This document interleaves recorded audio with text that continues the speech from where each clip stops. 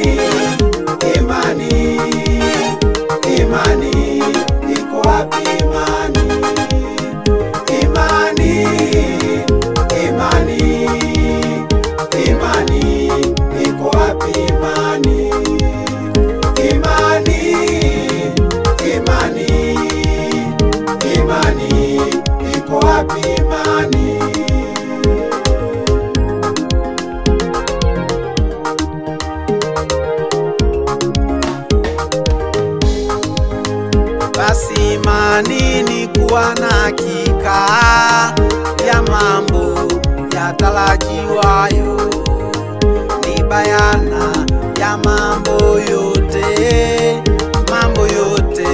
yasionekana. Basi imani ni kuwa na hakika ya mambo yatarajiwayo, ni bayana ya mambo yote yasionekana. Basi imani ni kuwa na hakika ya mambo yatarajiwayo, ni bayana ya mambo yote yasionekana. Basi imani ni kuwa na hakika ya mambo yatarajiwayo, ni bayana ya mambo yote yasionekana.